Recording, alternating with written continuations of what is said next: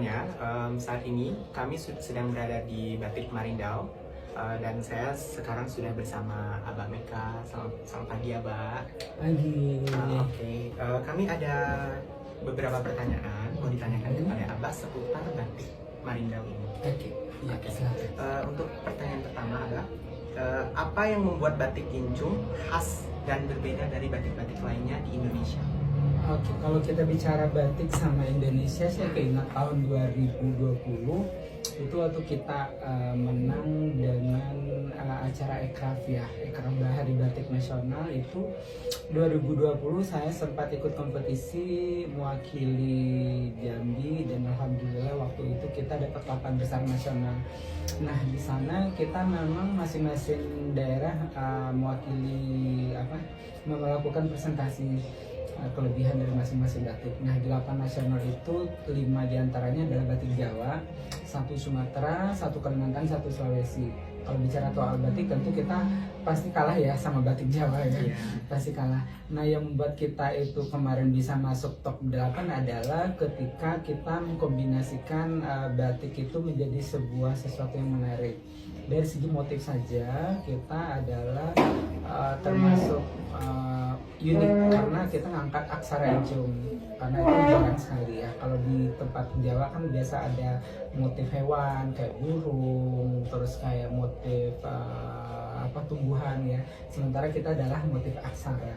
Kemudian dalam presentasi itu juga kita bisa nge-mix ya, artinya batik itu bukan hanya selembar kain, tapi batik itu adalah sesuatu yang bisa digunakan menjadi ready to wear, artinya baju yang siap digunakan. Seperti yang saya presentasikan waktu itu adalah ini kaos batik. Jadi ada batiknya, terus batiknya kita combine sama anyaman. Nah ini yang bikin nilai poinnya bagus. Nah ini batiknya kombinasi sama anyaman, motifnya motif aksara.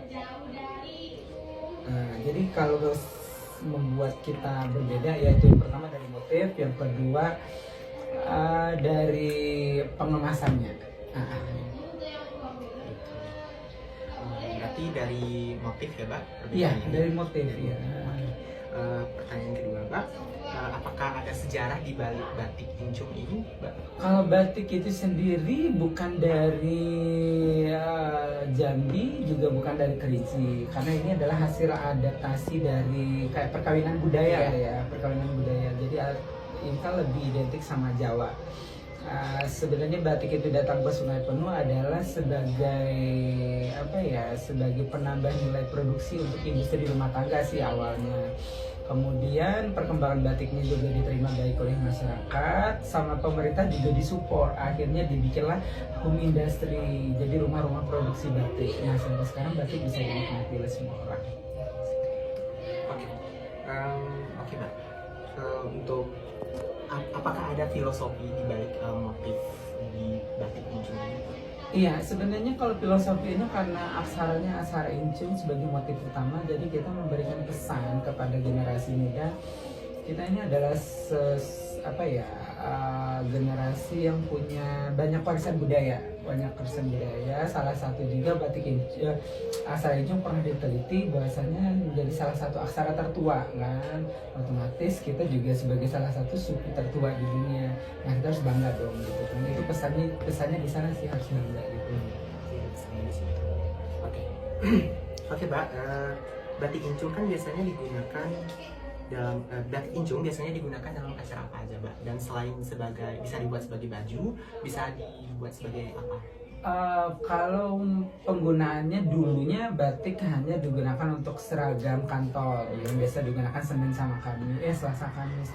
Tapi sekarang batik saya bikin menjadi beberapa produk yang kita bisa gunakan lebih every time gitu ya. Misalnya kayak ini kaos ini adalah dulu remaja kurang melek sama batik. Kalau dibikin kaos pasti suka dong, gitu kan. Terus saya bikin hoodie, saya bikin crew neck, terus saya bikin juga tas gitu kan, terus saya bikin shawl. Sekarang batik menjadi sesuatu yang alternatif buat anak-anak, buat OOTD-nya gitu ya. Terus kalau kapan digunakan sekarang lebih bebas karena pilihannya lebih banyak. Cuman kita penyajiannya kita punya kelas tersendiri, artinya untuk Saya biasanya bikin kelas premium itu untuk tamu-tamu dari luar, kayak misalnya ada apa ya, kayak kepala dinas atau perpisahan serah terima pejabat kayak Kodim atau Polres, kita kasih batik ini, batik tulis. Contoh salah satu ini adalah batik tulis. Ini batik tulisnya motif putih senang. Nah, ini putih senang lagi di atas batu. Tahu kan ceritanya? Iya, tahu. Ini putih senang, rambutnya panjang di atas batu. Nah, biasanya kalau batik-batik premium ini saya bandrol 1,5. Kemudian saya juga punya produk. Ini batik bordir. Nah, ini batik bordir. Ada batiknya, terus ada bordir 3 dimensi. Ini juga produk yang premium juga. Jadi bisa dinikmati untuk para pencinta batik. Selain batik-batik yang biasa. Nah, ini untuk kaula muda. Ini lagi in banget, lagi best seller. Oke, Mbak, pertanyaan selanjutnya, Mbak, bahan-bahan apa saja yang biasanya digunakan untuk membuat batik incung ini, Mbak? Kalau bahan kita masih sekarang masih dipasok dari Pekalongan semua ya. Baik itu pewarnaan atau kainnya dari Pekalongan semua, karena ya kita nggak bisa pungkiri Pekalongan ada kota batik ya, semua dari sana. Cuman kalau untuk hal-hal yang seperti kaos ini udah bisa pengadaannya udah bisa di sini. Terus kalau untuk anyamannya ini juga homemade, ini langsung sama pengrajin yang ada di Rawang. Jadi kita request nanti baru kita make seperti ini. Oke, Mbak, pertanyaan terakhir ya, Pak. Oke. Kita sudah sampai di pertanyaan terakhir. Pertanyaan terakhirnya adalah bagaimana cara batik incung itu dikenalkan kepada generasi muda di daerah Kerinci ini? Yang penting kita harus rajin ikut event ya, pameran, terus juga di sosial medianya aktif. Terus yang penting kita bangga dulu deh sama produk kita. Terus juga kita harus make, kalau nggak make mereka nggak tahu kan kalau ada, oh ternyata ada produk dong gitu. Harus make, harus bangga.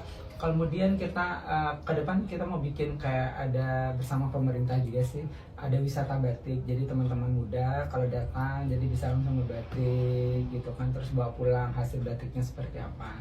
Nah, itu kita lagi sama pemerintah lagi sharing juga kapan ini launching produknya. Oke, terima kasih ya, Bang, Oke. untuk wawancaranya. Oke, teman-teman semua, kita sudah mendengarkan, kita sudah mewawancarai Abang seputar batik incung. Semoga kita semua bisa melestarikan budaya daerah kita. Terima kasih. Terima kasih.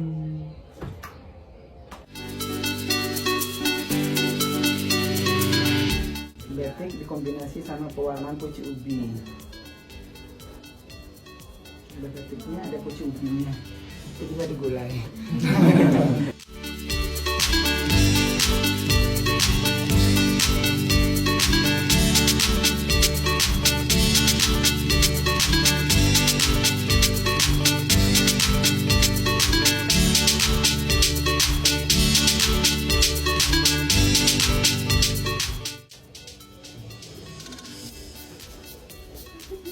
Ini lucu guys, ini motif pucuk ubi,